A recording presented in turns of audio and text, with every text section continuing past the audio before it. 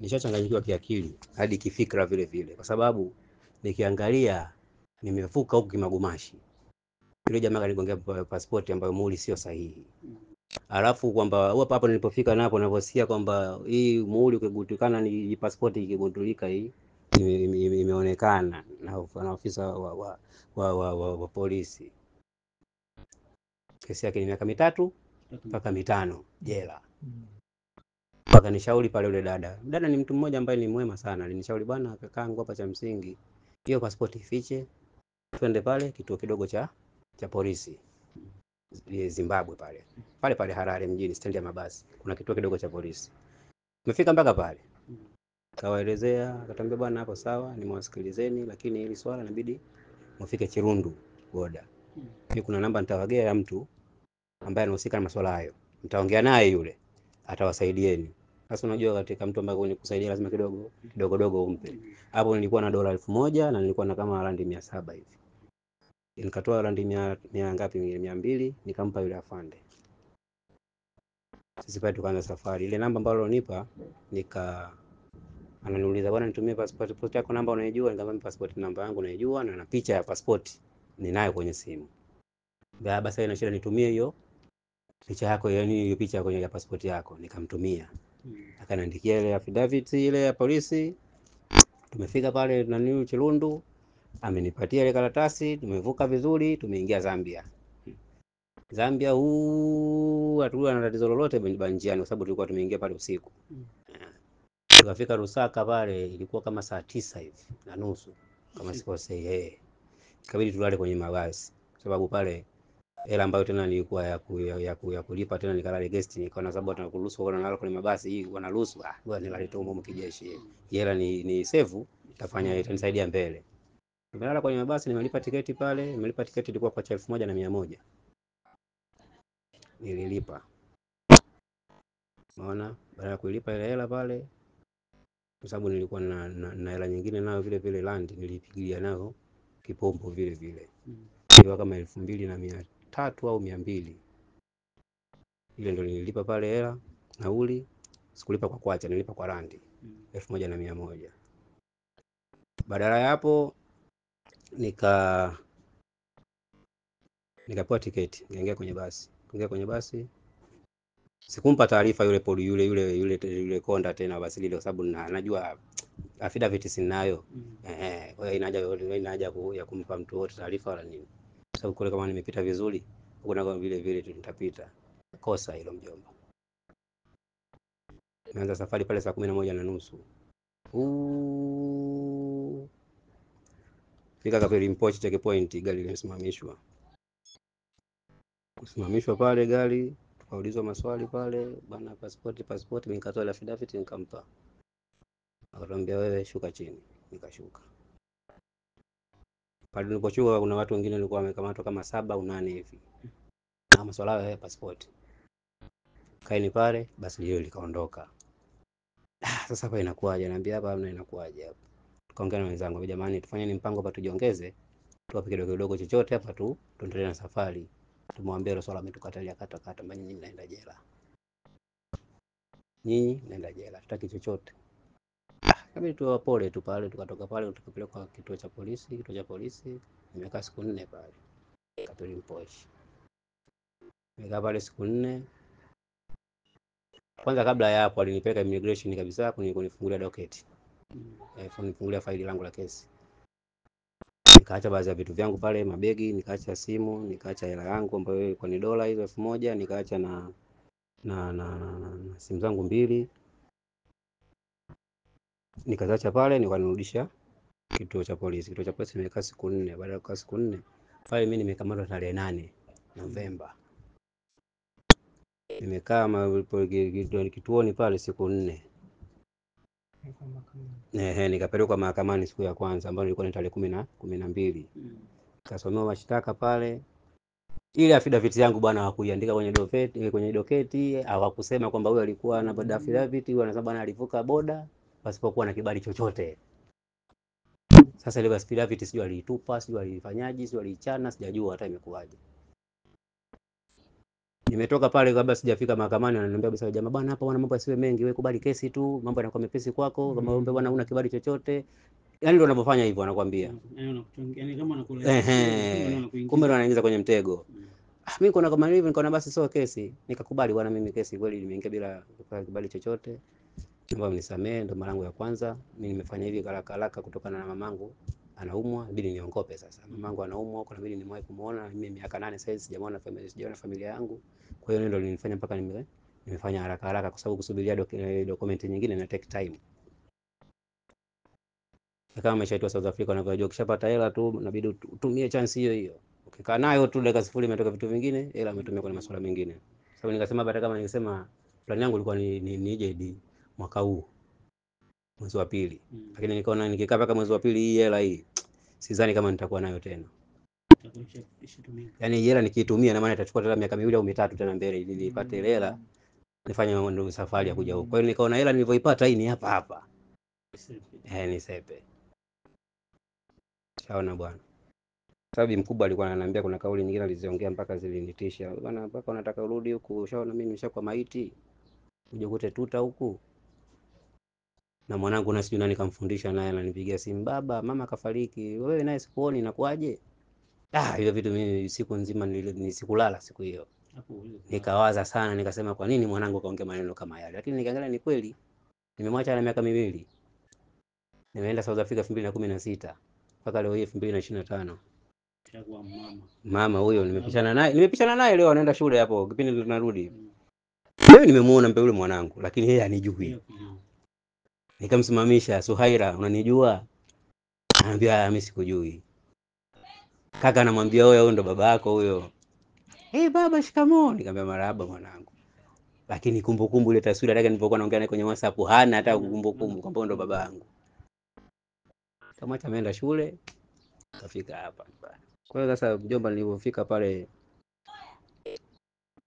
mahakamani ambayo ni badala achana na ile siku ya 12 tarehe 12, nikaambiwa bwana, baada ya kukubali ile kesi akaambia njoo siku ya hukumu ambayo ni kesho tarehe 13. Nikaenda tarehe 13 tena. Hapo naomba Mungu tu kwa sababu sina taarifa yoyote wala sina mawasiliano yoyote nyumbani. Basi Mwenyezi Mungu anijalia, Mwenyezi Mungu nimefika pale, nimenipa mara miezi 2 au lipe 8 pin. Na ambazo sawa ni 800 za Kitanzania. Sasa mimi nikapiga mahesabu, mimi inabidi tu mambo haya yameshanikuta na mimi inabidi nijikaze kama mwanaume. Miezi 2 sio mingi, nitakaa jela, nita save sentence, nitamaliza, nitaondoka zangu nyumbani. Sijui nini kinachoendelea mbele, wala sijui nini kitakachonitokea huko jela. Lakini kumbe mawazo yangu nilikuwa nafikiria na kule jela nilipokuta tofauti. Si kwamba eti unamaliza tu sentence yako, ukimaliza tu unaondoka. Kuna kipengele kingine kinaendelea pale cha kusubiri usafiri wa serikali. Hacho ni kipengele. Kuna watu pale wanalipa faini. Amepigwa kwa mfano tuchukue miezi 3. Sawa? Na faini yake labda 2000. Analipa 2000 na ile miezi 3 inafika hajaenda nyumbani. Sasa unajiuliza maana ya kulipa faini. Unalipa faini na ile miezi yako 3 ile sentence unamaliza kusubiri usafiri. Sasa ilikuwa haileti maana. Ile maana kwamba wa Zambia walikuwa wanatukomoa kwa ufupi. Kwa sababu mimi ambaye nilikuwa sijalipa na yule ambaye amelipa hatuna tofauti. Mimi na yeye tunasubiri usafiri wa bure. Na kashalipa faini ni mtu yule ambaye ni katika kisheria anatakiwa ndani ya masaa 24. Awe ameshaondoka nchini, awe ameshafika kwenye mpaka, na hiyo kitu hakiwezekani. Na si kwamba hiyo sheria hawaijui. Hao wanafungwa miezi 2 unakaa miezi 6. Mimi nilifungwa miezi 2. Nimekaa miezi 2 mingine nilibwa 4. Huyu miezi 2. Kesi yani faini yake sentence yake ilikuwa miezi 3 ikaongezwa mingine juu. Double sentence. Kwa hiyo tuseme Zambia wana kitu kukomoa. Lakini mbona sisi kwa kweli wanaishi tunao. Hilo kitu ndio tulikuwa tunawaambia, lakini Zambia hapa sio katoto wapi. Kaja kakaa hapa pale kachezea mpira Simba hapo, sasa hivi kanali katika mwa kuchukua uraia. Na kalifika hapa na unamnajenga. Si Mwanza namjua. Emmanuel si Mwanza. Yule alikuwa anafanya naye mazoezi. Basi bwana umekaa hapa tumewalea hadi Kiswahili vinya wajui tumewafundisha mpaka lugha pa kula kulala. Sasa wana roho mbaya wale watu. Baada ya kuingia mule prison, sio mke, sio mwanaume, sio mwanamke, na sio raia na wala sio polisi. Wote lao hii polisi anakwambia kabisa hii Zambia sio nchi yako, na ukiwa una kiburi utaozea jela huko. Lakini ukiangalia unasimamia sheria yako. Mimi nimesijakataa hii kesi, nimekubali kweli, nimeingia bila vibali kama unavyosema, na nimekubali kweli hiki kifungo nimekitumikia. Lakini baada ya kukitumikia tena masaa 24 nimefanya nini? Nishatoka. Lakini unakaa tena zaidi. Waje. Sasa badala ya hapo kukaa kwenye hiyo nilifanywa miezi miwili, wenzetu wakatoka kwenye, tulikuwa tarehe 21 shehe, tarehe 21 wakatoka, ilikuwa Disemba. Mimi nibakisha siku 4 nimalize sentensi tuondoke wote, nimebaki wao, wenzangu wameondoka. Disemba imepita, ile shehe walipovunja ile prison ilipita Disemba. Baada ya kupita Disemba, kabla ya mwaka mpya, wakavunja selo ile prison, imevunjwa ofisi ya ambayo inahifadhiwa vitu vyetu vya stock, yani tuseme ni storekeeper ya kuhifadhi vitu vyetu. Simu zimeibiwa, mabegi yamekwenda, hela zimeibiwa. Sasa tunaletewa hiyo taarifa, tukao tunajiuliza maswali, huyu ni mtu gani ambaye anatoka nje anakuja jela, kumevunjwa na ulinzi hapa upo na mna silaha za kulinda hii prison, huyu mtu kaingia vipi humu mpaka kaja kuiba hivyo vitu? Wanakwambia bwana, hapa sisi hatufahamu chochote, tunasubiri uchunguzi wa polisi. Yaani tulinyanyasika kwa ufupi, tulinyanyasika. Kwa hiyo ilifika kipindi sasa kujitetea mule prison ikawa tunasaidiana wenyewe kwa wenyewe wageni. Na maana kama tatizo likitokea uende kumfesi Zambia, sababu majibu ataka kujibu utakuwa utaanza kukorofishana nao, utaanza mbele, utaanza fujo, kwa sababu wenyewe wanakwambia kabisa humu bwana, humu ni hela, kama huna hela humu utaozea humu. Sasa sawa, kuna wengine wameshalipa faini zao, lakini bado hapo humu tuko nao. Sasa maana kulipa faini sheria yake ni nini, au ni faida yake ni nini? Wanakwambia wenyewe, wanasema ile kauli yao, utatandaula utatandaula boy. Ila tu kwamba uzuri wake kwamba mule nilifurahia mule prison, tulikuwa tuna umoja, wale wageni wote ambao tuliofungwa mule. Likitoka tatizo linataka kuonewa mtu mmoja, tunainuka wote, tunakaa tunajitetea wenyewe. Ilikuwa imetusaidia sana hicho kitu. Sasa mimi na bwana shehe hapa tulipewa uongozi wa prison pale, sababu mimi sikuacha ibada na shehe kuacha ibada. Kulikuwa hamna hiyo sheria ya kusema bwana jela hapa kuna kufanya ibada, hapo msikiti upo, kuna eneo wamekitenga kwa ajili ya kufanya ibada. Kwa hiyo ile pale tulikuwa tulipata nafasi ya kutoka, sababu mnatoka asubuhi saa ngapi ile? Asubuhi saa 2. Mnatoka saa 2, mnapata kikombe kimoja cha kande ambayo haina chumvi, haina sukari, kikombe kimoja, mahindi matupu yamechemshwa tu hayo. Mnakula, ikifika saa 8, saa 6 mnarudi tena ndani. Mkirudi ndani, mkitoka tena saa 8, pale kuna ugali mnapewa na maharage ambayo hayana chumvi. Maana bwana, lakini tulikuwa tunakula hivyo hivyo, tunakoma nayo. Sema sisi bwana, vyovyote vile tutaishi tu. Wanakuja muda mwingine wanaletwa dagaa pale, dagaa ambao hawana mafuta ya kula. Sio dagaa hizi za kwetu, zile za Bukoba zile. Dagaa zile ambazo sisi tunaweza tukazisaga zile akaekewa kuku akala, sio kula binadamu. Unaenda kuzichemsha mchuzi mweusi. Zina vidudu, zina nini? Wewe kazi yako ni kufumba macho huko unakula. Mwenyezi Mungu atulinda na mambo mengi sana mule jela. Ibada inawasaidia na. Mwenyezi Mungu atulinda na mambo mengi sana. Wale jamaa wanaenda chooni, wana mabunzi, wanatumia ya mahindi kujisafishia kwenye haja kubwa. Wakishamaliza haja kubwa, makaratasi vyooni ni yani mlipuko wa magonjwa uko wazi wazi. Lakini Mwenyezi Mungu alikuwa anatulinda, mashaallah. Hakuna mtu ambaye kati yetu sisi tulikuwa tunapata yule ugonjwa wa serious, hakuna. Hakuna, yani kitu ambacho kilikuwa kinatusaidia sana, tunamshukuru Mwenyezi Mungu. Mpaka sasa hivi tumetoka hapa tuko wazima. Wale jamaa, ndugu yangu, mule ndani kuna watu wana ugonjwa wa ukimwi, wanakula dozi mule ndani. Kuna watu wana TB mule, lakini hakuna mtu ambaye aliyetoka na TB kwa kati ndani yetu sisi. Nisizungumzie swala la ukimwi ambalo ni kitu ambacho kina njia nyingine tofauti. Hii TB kwa sababu ina wepesi zaidi. Na jinsi ya kulala mule, mnalala, unajua jela jinsi mnavyolala. Lakini Mwenyezi Mungu akawa anatujalia hamna mtu ambaye aliyetoka na TB. Sisi tumepewa na shehe hapa uongozi pale kwa sababu hamna Waislamu ambao walikuwa wanajua kuswalisha pale. Na shehe hapa alikuwa tunasaidiana.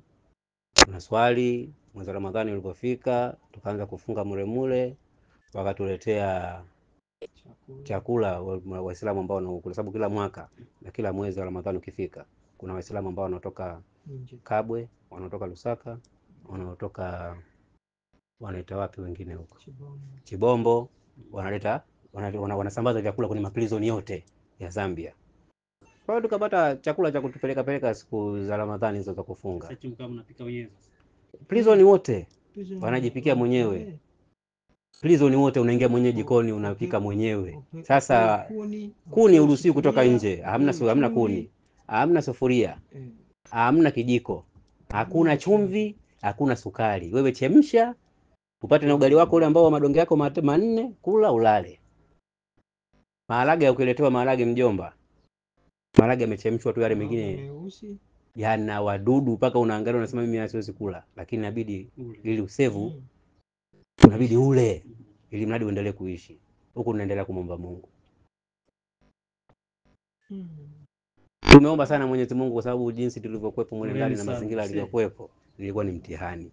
Sasa nacho kilichokuwa kinaniumiza zaidi kwamba mawasiliano ya kuongea na ndugu zangu. Sababu South Africa wanajua mimi nilikuwa naongea na kosi. Kuna chat. Wewe kafika, kama uko hajafika. Kaja na usafiri gani? Huko alipanda basi. Akakaa kama siku mbili tatu tena alikuwa hivyo vipi? Nikamwambia yani mimi pale nilikuwa nimekonda kutoka na mawazo. Ndugu zangu watajua mimi nimekufa, watajua mimi niko wapi, hawajui chochote. Yani bora nilokuwa mimi niko jela afadhali kuliko hao walokuwa nje. Kwa sababu mimi najua msa ndio nipo kwenye matatizo lakini nitatoka. Lakini wenzangu hapo kwenye question mark. South Africa katoka lakini nyumbani hajafika. Mawasiliano hakuna. Huyu mtu siku hizi 2 3 zote hapatikani. Kwa hiyo nikajua kabisa kwamba hapa nitampa maswali Likilozi ambaye ndio mboy wangu ambaye niko naye Cape Town. Na nyumbani vile vile kwa sababu wao lazima watamuuliza yeye. Yeye majibu yake atakayosema bwana huyu jamaa ametoka huko na amesafiri amerudi huko na huko kafika hajafika. Kwa hiyo hapo between ya Likilozi na wazazi wangu wote na wachanganya. Nikijumuishwa na mimi mwenyewe lakini kutokana na matatizo. Unajua ifikia tu hadi kosi kwa mtandaoni akai sana. Sababu kwa maswali sasa yalizidi. Kwa maana kuna muda fulani alipotea kwenda. Ndio. Akija tunaleta kigero ndo katoka. Nikimtumia kama sometimes sasa akawa tena nijibu sasa. Vipi? Nikiona hata nikimwona mmoja mimi na text. Bwana vipi? Si bwana mjomba bwana, pale tumesave sentences zetu. Mwenyezi Mungu atujalia, tumefunga Ramadhani karibuni mpaka kwenye tarehe 21 sababu tulikuwa tunajipa mahopu. Sababu tulikuwa tunawasumbua wale officer in charge. Jamani mshatufanyia vitu kama hivi, vitu vyetu vimepotea. Basi tupelekeni nyumbani. Ofisa magereza akatuambia bwana wa immigration akatuambia bwana sisi hatuwezi kuwapeleka mpaka wapate vitu vyao. Sasa sisi kwenye grupu letu la umoja wetu wa PI, ndio tunaita PI, wageni tulikuwa tumefungwa. Tukamwambia jamani, tusiende kule kulalamikia kwa swala letu ambao vitu vyetu vimepotea. Itakuwa ngumu sisi kutoka hapa. Kwa hiyo cha msingi tuongee nao, tumwambie ofisa in charge atuitie bwana mkubwa wa immigration, tuongee na sisi hatuhitaji hivyo vitu vilivyopotea hivyo vinatafutwa katika maisha. Sisi tunachohitaji tu tutoke hapa, turudi majumbani mwetu. Tumewakuta watu mule wamekaa miaka na wanakwambia kabisa hapa ni pagumu kutoka. Hapa umemaliza, una haki, hauna haki. Wewe ni mtu kutoka sawa. Amesavu miaka 7 plus. Miaka 7 amesevu. Lakini ameshamaliza. Kamaliza sentensi kila kitu lakini tumemwacha kwenye basi yupo hapo. Yaani kiufupi Zambia wanatuonea na si kwamba Watanzania tu peke yake. Wageni wote wote tunanyanyaswa. Ni pagumu. Ukivuka pale, yani na kuvuka ni vigumu kwa sababu gani? Wanasachi mpaka hawa watembea kwa miguu. Pale kuna ile checkpoint ile. Kuna wengine wanashuka kwenye basi, wanatembea. Wamekamatwa ndugu zetu wa Tanzania. Anasalimiwa tujibu hakuna, njoo hapa. Zamani wapi? Bwana wewe vipi na hivi? Inabidi tu ujiongeze bwana mimi mtu fulani. Kilugha chao kijui. Ndio wamekamatwa tu kwa staili hiyo. Na si kwamba eti labda kuna wengine nao wameshawalipa makonda. Bwana wewe ukifika mbele pale mnatamaliza. Kuna nani alikuwa anaitwa nani? Nasri yule. Nasri. Kampa konda 2500 ya kuvuka pale boda. Ameni kuvuka pale checkpoint. Ilipofika pale akapewa bwana wewe ukigari kisimamishwa shuka, jifanye na wewe hapa kama staff na nini. Sisi tutakustendia. Kashuka. Kajifanya naye kama staff, umempoint yeye peke yake. Bwana wewe passport iko wapi? Passport yake naye kuangalia naye maisha hamna. Sasa overstay. Ilikuwa na overstay alikuwa hana. Passport anayo lakini alikuwa nayo lakini ile overstay. Kwa hiyo naye akamwambia bwana wewe naye kaa pale. Katolewa yeye peke yake, na ile hela ambayo alompa yule konda haikufanya kazi yote, na konda kaondoka nayo na ile hela kaondoka nayo. Kwa sababu hata makonda wanakuwa wale sana choma. Kwa hiyo ina maana tukiangalia kwa upande mwingine, konda ana pass signal. Kwa upande mwingine tukiangalia kwamba ukitaka kuvuka Lusaka, Zambia, uwe na permit original, passport yako iko valid. Iko valid pale ndio unapita. Lakini unataka kupita nje ya ajabu, utoboi. Na hizi nini cross border passes, lakini sio passport. Haupiti. Upiti. Tumekaa mole jua sisi wageni tunaingiza hela. Kwa hiyo imekuwa kama biashara sasa hivi. Bwana pale wewe ukifika jela unajipikia mwenyewe. Kuni hakuna sufuria, hakuna chumvi. Chakula kitakacholetwa wewe ndio hicho. Wewe mjomba, vuta picha, linaletwa kabichi. Kama kabichi. Kabichi lile unapewa. Hii bwana mboga yako, ugali ule pale. Ile kabichi haujui unaikatakata na kisu vipi. Kisu hakuna. Paka kuna mboswana mmoja akasema mimi nataka niwaoneshe action yao, niende pale kwenye ofisi yao pale. Ni unaitafuna ile kabichi peke yake hivi mdomoni na ile vile mbichi. Naiosha tu natafuna pale mbele ya ofisi yao. Kiniuliza vipi, na mimi nataka nifanyaje sasa? Mmenipa kabichi kama kabichi lilivyo. Sina kisu. Sina sufuria. Sina kuni. Sina kiberiti. Sina nyanya na wala sina chumvi. Bora kama vipi mmenipa hata chumvi na kisu nikatekate, nichemshe nile. Lakini mmenipa kabichi kama kabichi. Nilaje? Nakula vipi? Naomba sisi hii ni Zambia. Sasa kuna watu wengine ambao wameshamaliza sentence zao, washalipia faini, lakini wote tukumekuwa jambo letu ni hili moja. Kunyanyaswa tu. Kuna wewe Mboswana akasema mimi mpaka nikitoka nje hawa jamaa naenda kwa kufungulia grupu. Hii ni abuse. Alafu wanasema kule ndani kuna nini walikuwa wanasema human right. Haifanyi kazi hiyo human right. Na sio kwamba haioni mambo tunayofanyiwa. Wanaona kabisa. Mule kiufupi jamani wa Tanzania, wageni wote kutoka Kongo, Rwanda, wapi tumenyanyasika. Tumenyanyasika, ile sio nchi, so nchi ya kupita kwa sasa hivi. Tumekutana na kijana wetu mwingine naye Mtanzania naye anaitwa Sospita. Huyo naye alikamatwa, naye alikuwa na passport yake, alikuwa ameingia, ilikuwa sawa, haina shida. Alipofika ndani ya Zambia, passport yake akaikanseli kule kwenye boda kule, kwa hiyo kawaifanye kazi. Kwa hiyo naye inabidi aitupe avuke tu magumashi, lakini naye katolewa kwenye gari ndogo. Sasa yavuta picha soko ni mabasi tupeleka hadi kwenye gari ndogo ambayo ya kawaida tu ya mtu binafsi, kashushwa. Kasalimiwa tu hivi, kashindwa kujibu. Kashuka, kaenda na yeye. Kakaa miezi mingapi? Miezi minne. Miezi minne, kapiga miezi 6 ya kusubiri. Basi. Kwa hiyo basi pale sisi la kwetu limekuja tarehe 21 mwezi huu Machi. Mwezi wa 3. Ndio imekuja pale, imetutoa pale, imetufikisha Nakonde. Sisi ndio ikawa ndo watu wa kwanza kuna nini pale kusainishwa pale, kuangalia masuala mengine. Kuna wengine wamegoma kusaini pale, la zao na zidai boda. Tulimwacha yule Mganda Julius, wamekaa naye, wamemrudisha ndani na amemwambia kabisa, wewe unataka hela zako? Amekaa miezi 7. Wewe unataka hela zako? Subiri kwanza uchunguzi wa polisi uendelee, tunakurudisha. Wanakurudisha tena prison. Mimi niko na hapa kulalamika, siwezi kulalamika kwa sababu chance niloipata ya kutoka, bora tu niende. Hiyo hela yangu mimi nitajua jinsi gani, kama Mwenyezi Mungu ile ni jasho langu, nitaipata tu. Au hata kama sitaipata, lakini nitamlalamikia Mwenyezi Mungu, atawajibu wale jamaa. Hiyo ni haki yangu. Mjomba, sikubeba madawa aina yoyote, wala sikubeba drugs, sikubeba madawa bangi, wala sikubeba chochote, au sikubeba bunduki au crime aina yoyote, sikuwa nayo. Lakini punishment yake ni kubwa, ni zaidi ya mtu ambaye aliyeua. Mamangu ameniuliza, umefungwa, umefanya kosa gani mpaka kufungwa miezi 6? Na mtu aamini, ukimwambia ni passport tu, aamini.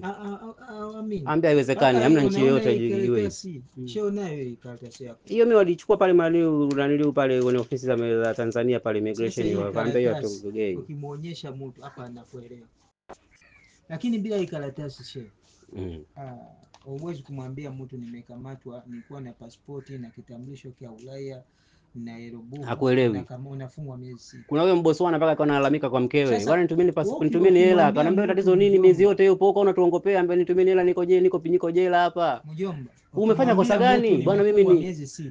Anakuuliza ulikuwa na kitambulisho cha Ulaya hii. Ulikuwa na passport hii. Swali lake kubwa anakuuliza tumekamatwa na bangi, umekamatwa na madawa. Lakini passport madawa au lakini kwamba leo labda umeua. Unaona? Lakini sio hivyo. Hapo muonyeshe hii karatasi. Hebu kitambulisho. Hivi ni vya taifa. Kitu cha taifa hiki. Basi mjomba, ndio hivyo bwana, nimekaa miezi miwili, tumeongeza miezi mingine, tumesave tena miezi mingine, na hela zetu wengine wametudhulumu. Na sio kama wametudhulumu kwamba labda wanakuongopea. Yaani sasa nakuuliza wewe, umekaa miezi 6 na vitambulisho navyo, wewe unadanganya wewe. Hata mimi mwenyewe ameniuliza wewe passport unayo? Nikamwambia mimi kwenye picha ninayo na namba yake ninaijua. Na mpaka sasa hivi kichwani passport yangu namba naijua. AB 67 97 32. Umekaa mule na picha kabisa ya passport yangu nikawaonyesha hii hapa. Ina maana kwamba mimi nilipita kihalali. Na wakati narudi hivi ndio nilikuwa sina hiyo passport, nilishaipoteza. Na ile passport mimi niliambiwa niifiche mbali sana na niliificha kweli. Ile passport yule dada ambaye nisaidia yule kunipeleka hapo Chirundu hapo kwenye boda hapo. Akaniambia hii passport ifiche mbali. Mimi mjomba wangu sipoficha ile passport mimi nimeitafuna selo. Lakini kipande karatasi baada ya karatasi nimetafuna mdomoni. Paka passport yote imeisha, nimetupia chooni kwa sababu ningekamatwa nayo. Ni miaka 3, ni miaka 5. Kuna mwingine alikuwa anavunja passport kuna mwingine amekamatwa kwa sababu hii passport alikuwa hana, anasema kesi tena. Alikuwa hana anafungwa miaka 3. Umeona? Alikuwa hana passport, alisema passport hana. Yaani ni passport hiyo inakuchenjia baadaye. Alisema passport hana. Baadaye ndugu zake wakamletea ile passport pale polisi. Kesi nyingine. Wewe una passport una hii hapa nini? Miaka 3. Yaani wanakomoa wale jamaa. Watu mule mwanangu tumekutana nao raia ameiba, unaambiwa ameiba nyanya, ameiba bia, kapewa miaka 2.5. Zambia. Wazambia kwa Wazambia wenyewe. Mwingine kaiba bata. Miaka 5 kafungwa. Bata tu. Sasa mpaka tunauliza maswali hao jamaa. Maisha yao yako vipi? Na wanaofungwa wote ni vijana. Maisha yao ya kinyama. Hawana utu. Mtu anaulizwa maswali. Afu baadhi wao nchi maisha yao magumu kichizi. Na ni kweli. Wale jamaa wako nyuma. Maisha yao ni magumu Zambia. Wale jamaa wako nyuma. Zambia hamna maisha. Alafu sasa wajeuri. Roho mbaya. Apata hela yao sasa haiko juu. Yaani kuna mtu mwingine unakaa unamuuliza maswali, anakuuliza kabisa, wewe ulikuja kufanya nini humu Zambia? Nchi yako. Wewe umekuja kufanya nini? Kama sasa anauliza maswali, wewe kwani umekamatwa? Una tatizo gani? Zambia pale wanakuja Tunduma, wanafanya biashara bila chochote. Kaiba nyanya tu, kapigwa miezi 6. Wanafanya biashara Tunduma huku. Yaani kesi zao za ajabu. Yaani wabongo nyingi wanatoka pepa wanavuka ndio. Hii serikali yetu hii wanaowafanyia sio mazuri. Ni Mzambia, lakini ambao wanawatesa wa jamaa. Mnafanya nini hapa? Mmeshamaliza sentence zenu hapa, mnafanya nini mpaka sasa hivi? Sasa mimi nimeshaambia wale wenzetu. Nimemwambia Sospita anunulie soda au kuku au nini, hesabu na nyingine. Sasa tumelipa transport, mmekataa kutupeleka. Sasa mnataka nini? Tunawauliza serikali. Paka majina yetu wameandika kwamba wanataka tutoroke jela, lakini tulikuwa tuna haki ya kulalamika. Kwa sababu ukiangalia tuna sheria, tumeshamaliza sentence zetu. Kwa nini namtupeleki nyumbani? Hukumu yenu tumemaliza. Tunakosa gani lingine tunatofanya na tuweka humu? Hivyo ujanja wanatumia kwa ajili ya kuwadhulumu watu, kuwaibia. Na sio kwa ajili ya na wale ni wezi mpaka wanajua kabisa ni jinsi gani wanapotuibia. Na kweli wengine wanaongea. Na ndio maana nikasema ugumu mwingi. Sasa wewe niulize kaka, kutoka Dar es Salaam, kutoka Kabwe au Kapili mpaka Nakonde ni shilingi ngapi kaka? 450 mpaka 500. Sio 450 au 500? Sasa sisi wanakudai 5,000 na 500. Sisi Nakonde mtu huyo 6,000. Yaani kama kukomesha 6,000 ni kukomoa. Wanafika Nakonde wanakuacha hapa. Wewe ni mtu unatoka Uganda, wamelipa 6,000, wanafika Nakonde wanakupa hiki kiratasi wanakuacha. Hamna sio nauli kwamba unalipa kule 6,000 na 500 wakupe ile nauli ya kuongezea uondoke. Ile hela nyingine ni benefit yao, watachukua chaka mfukoni. Wamebaki na 5,500. Sasa wamekuacha mpakani pale. Ujue mbele wala nyuma. Ujue unakula nini, unalalaje, unasafiri tena kwa hela ipi. Naona. Kwa hiyo jamaa sisi alikuwa anatukomoa hata 2000 au 1500 waambie wewe nenda nyumbani. Wanakuacha hapa. Sisi tunataka kuja mpaka ni kwenu sisi tumaliza. Na wanakwambia kabisa wewe unataka vitu vyako. Unalalamika kama unaonewa. Subiri uchunguzi wa polisi, tunakurudisha tena prison. Sasa mrudisha tena prison ndio uchunguzi huo, sijajua muda gani itachukua, nikakae tu. Wanakutisha ujue hapo. Na kweli ukifanya makosa kwa wanakurudisha kweli, hawakutanii. Wanakurudisha kweli. Na wanakwambia kabisa tunakurudisha, usubiri majibu mpaka uchunguzi ufanyike. Mimi najuaje uchunguzi unafanyika huko ufanyike? Sasa ndio utajua wewe. Uchunguzi wa wenyewe kwa wenyewe. Ndio utajua wewe. Maana uchunguzi nchi yako itambue na kule wanatambua. Sasa unajua wenyewe. Haujulikani. Yaani wale jamaa kiufupi wametutapeli. Na sio sisi tu peke yetu. Watu kibao hela zao pale wameibiwa, wengine mpaka alikuwa mtu kaacha, wengine wa Burundi mpaka leo hapo uje tunani Tunduma. Wanahangaika tu wajue pa kwenda wapi. Hawajapewa nauli. Hela zao zile wamelipia faini, wamelipia transport, lakini wameacha pale Tunduma, hawana jacho chochote. Yaani wale jamaa wametukaba kiufupi. Nakwambia wewe nenda mtanua vingine, sio vingine. Wanakwambia kabisa simu umepoteza, simu nalalamika, hautanunua tu. Rahisi tunapata. Sasa kwamba watu waliokuja kuvunja jela. Mtu tu katoka huko kaja kavunja jela kaiba. Mbona hii kitu akileta akileti na hiyo masaa 24 kuna bunduki nje na mapolisi wanazunguka muda wote. Mbona hapa polisi kwa kipindi kile paja